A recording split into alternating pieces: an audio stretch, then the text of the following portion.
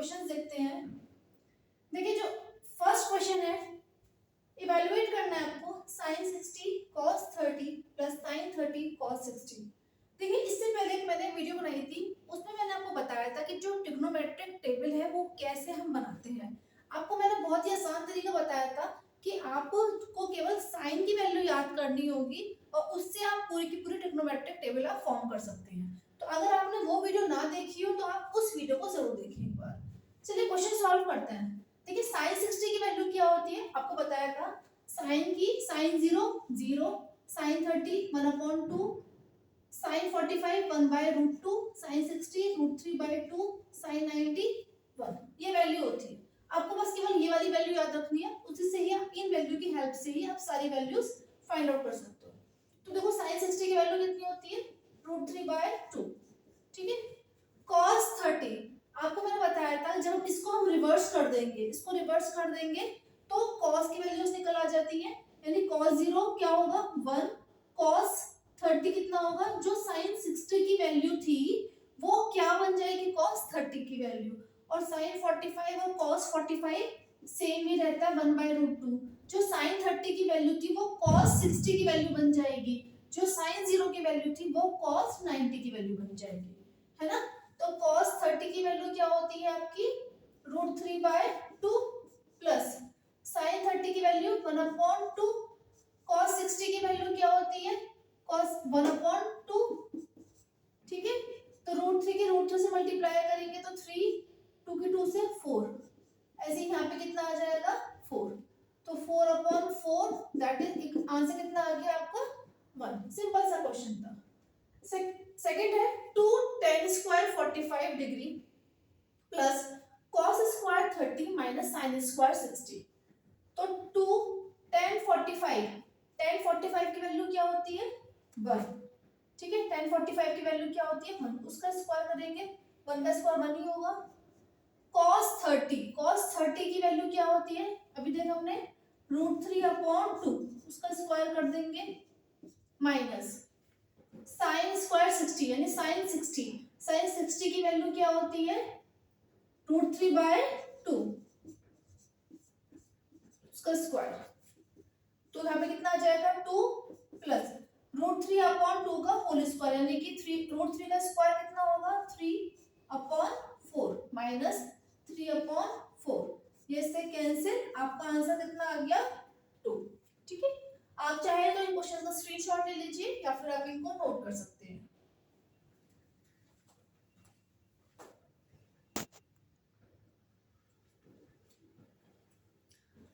देखिए question number third है cos 45 degree upon sec 30 degree plus cos 30 degree. अब देखिए cos 45 की वैल्यू क्या होती है 1/√2। ठीक है, sec 30, अब देखो आपको जब मैंने टेबल में मैंने बताया था आपको कैसे फाइंड आउट करनी है sec की वैल्यू। sec किसका उल्टा होता है cos का। ठीक है, यानी कि जो cos 30 की वैल्यू होगी उसका आप 1 कर दो, तो cos 30 की वैल्यू क्या होती है √3/2। ठीक है, और cos 30 की वैल्यू क्या होगी जो sin 60 की वैल्यू होगी, जो sin 60 की वैल्यू थी वो हमारी होगी cos 30 की वैल्यू। अब हमें फाइंड आउट करनी है sec 30 की वैल्यू, तो मैं इसका क्या कर दूं, इसका 1 कर दूं, तो दैट मींस कितना हो जाएगा 2/√3, लिख दो यहाँ पर 2/√3 प्लस cosec 30 किसका उल्टा होता है sin का, तो जो sin 30 की वैल्यू है उसका 1/2 कर दो, यानी कि sin 30 की वैल्यू क्या होती है 1/2, उसका क्या कर दूंगी 1 करूंगी तो क्या हो जाएगा, क्या बन जाएगा ये 2 बन जाएगा। ठीक है, अब इसको कुछ नहीं, अब इसको मुझे क्या करना है सॉल्व करना है। ठीक है, तो ये तो 1/√2 ऐसे ही रहेगा। ठीक, यहाँ पे मैं एलसीएम ले लूंगी तो √3 कितना आ जाएगा 2 प्लस 2√3। ठीक है, अगेन इसको सॉल्व करते हैं तो कितना बन जाएगा ये 1/√2, 2 प्लस 2√3, ये √3 क्या हो जाएगा ऊपर चला जाएगा यहाँ पर, तो क्या आ जाएगा यहाँ पे √3 आ जाएगा। ठीक है, देखो 1/√2 ये ऐसे देखा, ये 2 प्लस 2√3 ये तो डिनोमिनेटर में रहेगा ना, अब ये वाली जो वैल्यू होगी वो क्या चली जाएगी, ऊपर चली जाएगी, तो कितना हो जाएगा ये √3 अपॉन √2 इंटू 2 + 2 √3। अब देखो जब भी कुछ इस टाइप से वैल्यू बनती है ना, तो हम क्या करते हैं, हम कॉन्जुगेट से मल्टीप्लाई करते हैं। हम क्या करेंगे, कॉन्जुगेट से मल्टीप्लाई करेंगे, ठीक है। या फिर हम ऐसा भी कर सकते हैं, हम क्या करें, इस √2 के अंदर पहले मल्टीप्लाई कर लो, इस √2 के अंदर मल्टीप्लाई कर लेते हैं, तो क्या बन जाएगा √3 अपॉन 2 √2 प्लस कितना आ जाएगा यहाँ पे 2 √6, ठीक है, 2 √6 ये आ गया भाई। √2 की मैंने 2 से मल्टीप्लाई करी तो 2 √2 और फिर √2 के अंदर मल्टीप्लाई करेंगे तो कितना आ जाएगा 2 √2 इंटू √3 √6 हो गया। अब हम कॉन्जुगेट से मल्टीप्लाई करेंगे। मैं कॉन्जुगेट से मल्टीप्लाई यानी कि कॉन्जुगेट क्या होता है, जो भी डिनोमिनेटर में वैल्यू होती है ना, वैल्यूज तो वो सेम रहेंगे, बस जो साइन होगा वो क्या होगा, चेंज हो जाएगा। जैसे प्लस है तो क्या होगा, माइनस कर देंगे, माइनस होगा तो प्लस कर देंगे। तो कॉन्जुगेट से मल्टीप्लाई करता है तो 2 √2 माइनस 2 √6, ऐसे ही यहाँ पे 2 √2 माइनस 2 √6, ठीक है, इतना आ गया यहाँ पर।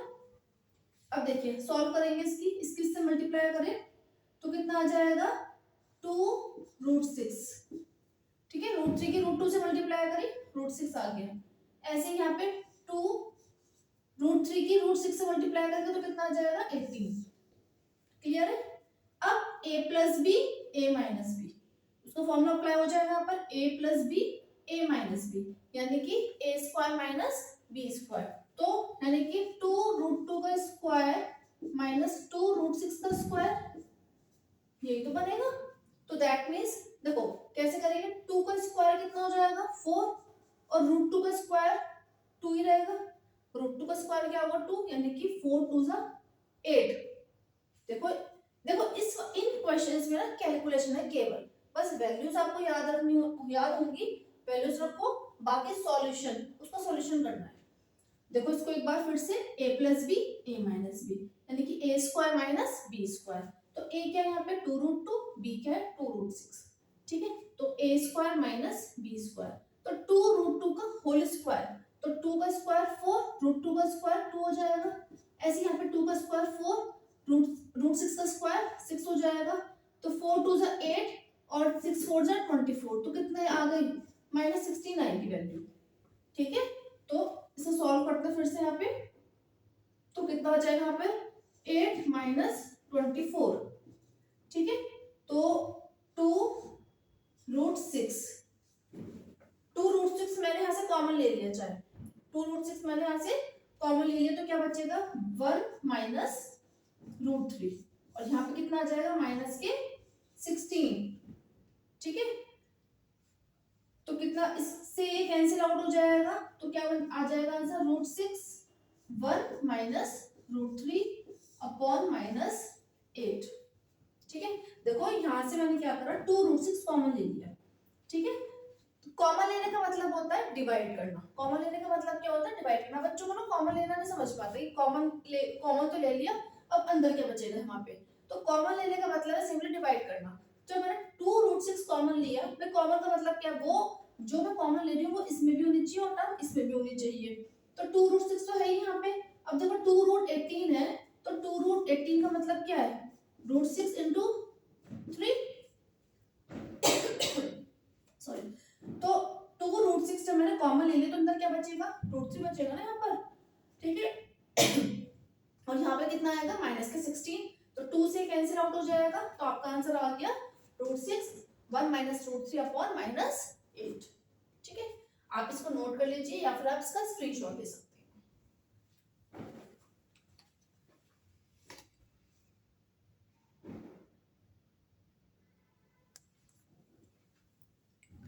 देखिए क्वेश्चन नंबर 4 देखते हैं, sin 30 plus tan 45 minus cos 60 upon sec 30 plus cos 60 plus cot 45। तो वैल्यूज रखते हैं सबसे पहले, sin 30 की वैल्यू क्या होती है 1/2। अच्छा एक चीज और बच्चों, इन क्वेश्चंस में जरूरी नहीं है कि आपका आंसर बिल्कुल सेम बुक से मैच हो जाए। मतलब क्या होता है, जैसे इससे पहले वाला जो क्वेश्चन था उसमें हम जो मेरा आंसर आया था वो बुक से अलग है, ठीक है।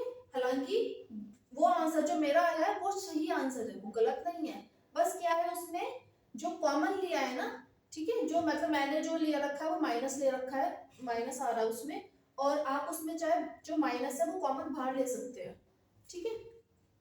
तो कोई फर्क नहीं पड़ता इस चीज से, अगर आपका आंसर बुक से मैच नहीं हो रहा है तो इस चीज से आपको कोई फर्क नहीं पड़ेगा कि आपका मार्क्स कटेगा, ऐसा कुछ भी नहीं होगा, बस आपका ठीक होना चाहिए, ठीक है। अब देखो sin 30 की वैल्यू क्या है, 1/2 रख दी हमने, प्लस tan 45 की 1 माइनस cosec 60, cosec 60 की वैल्यू क्या होगी, वही जो sin 60 की वैल्यू होगी उसके 1 कर दो, sin 60 की वैल्यू क्या होती है √3/2, इसका जब मैं उल्टा करूंगी तो कितना बच जाएगा 2/√3, ठीक है। sec 30 की वैल्यू क्या होगी, जो cos 30 की वैल्यू होगी उसका 1 कर देंगे, तो cos 30 की वैल्यू क्या होती है √3/2, उसका 1 कर दूंगी तो कितना आ जाएगा 2/√3, प्लस cos 60 की वैल्यू 1/2 प्लस cot 45 की वैल्यू 1, ठीक है। सॉल्व करते हैं इसको, तो कितना आ जाएगा, यहाँ पे एलसीएम लेंगे 2√3, ठीक है, 2 से 2 कैंसिल आउट हो जाएगा तो ऊपर क्या जाएगा √3, यहाँ पे क्या आएगा 2√3 माइनस 4, ऐसे यहाँ पे एलसीएम लेंगे तो 2√3, ठीक है, √3 से √3 कैंसिल आउट हो जाएगा जब, तो कितना आ जाएगा यहाँ पर 4, और यहाँ पे कितना आएगा √3 प्लस 2√3, ये इससे कैंसिल आउट हो गया, ठीक है। तो कितना आ जाएगा यहाँ पर √3 plus 2√3 that means 3√3 minus 4/4 plus √3 plus 2√3 यानी कि 4 प्लस 3√3, ठीक है। अब कुछ बच्चे यहाँ पे छोड़ देंगे आंसर, तो बिल्कुल परफेक्ट आंसर तो नहीं है ये, ठीक है, ये बिल्कुल परफेक्ट आंसर तो नहीं है, इसको हम आगे सॉल्व करेंगे, कॉन्जुगेट से मल्टीप्लाई करेंगे, जब कुछ इस टाइप की कंडीशन आपको दिख जाती है तो हम क्या करते हैं कॉन्जुगेट से मल्टीप्लाई कर देते हैं, तो इसको मैं बल्कि मैं ऐसे ले सकती हूँ 3√3 प्लस 4, ठीक है। अब कॉन्जुगेट से मल्टीप्लाई करूंगी तो 3√3 माइनस 4 3√3 माइनस 4, ठीक है। तो देखो यहाँ पे a माइनस बी का होल स्क्वायर, उसका फॉर्मूला अप्लाई कर दीजिए या फिर आप सिंपली मल्टीप्लाई कर दीजिए, कोई फर्क नहीं पड़ेगा, आंसर सेम ही आएगा, है ना। तो 3√3 की जब 3√3 से मल्टीप्लाई करेंगे तो क्या आएगा, देखो 3√3 मल्टीप्लाई 3√3, 3 3 जा 9, अब इस √3 के √3 से मल्टीप्लाई करोगे तो √3 के √3 से मल्टीप्लाई करेंगे तो 3 आएगा, यानी कि 9 3 जा कितना जाएगा 27, ठीक है। अब इस 3√3 की इस 4 से मल्टीप्लाई करेंगे तो कितना आएगा 4 3 जा 12, देखो कैलकुलेशन है केवल बस, और कुछ नहीं है इन क्वेश्चंस में, वैल्यूज रखो और सॉल्व करना है, तो कैलकुलेशन बहुत ध्यान से करनी है, माइनस फिर से कितना आ जाएगा 12√3 माइनस माइनस प्लस, ठीक है। ऐसे यहाँ पे देखो a plus b a minus b, a square minus b square, तो 3√3 का होल स्क्वायर माइनस 4 का स्क्वायर, ठीक है, तो कितना आ जाएगा यहाँ पे, इसे मैं यहाँ लिख देती हूँ 27 प्लस 16 कितना हो जाएगा 43, ठीक है, 43 माइनस कितना हो जाएगा 24√3, और यहाँ पे करोगे इसे सॉल्व 3√3 का होल स्क्वायर अगेन, तो कितना होगा 27 माइनस 16, तो 43 माइनस 24√3, तो कितना आ गया यहाँ पर 11, ठीक है। तो ये आपका क्या आ गया आपका आंसर। अब देखो इसको फर्दर अगर हम सॉल्व करें तो आगे सॉल्व नहीं हो सकता, कुछ कॉमन भी नहीं निकल रहा, ठीक है, तो ये आपका क्या आ गया फाइनल आंसर हो गया। आई होप ये आपको समझ में आ गया होगा। तो स्टूडेंट्स इस वीडियो में हम क्वेश्चन नंबर हमने 1 ही देखा, जो नेक्स्ट वीडियो होगी उसमें हम क्वेश्चन नंबर 2 सॉल्व करेंगे। और बच्चों अगर आपने चैनल सब्सक्राइब नहीं किया है तो चैनल को सब्सक्राइब कर लीजिए, और आपको अगर वीडियो आपको लग रहा है कि थोड़ी सी भी आपके लिए हेल्पफुल है तो प्लीज वीडियो को लाइक और शेयर करना ना भूलिए। Thank you.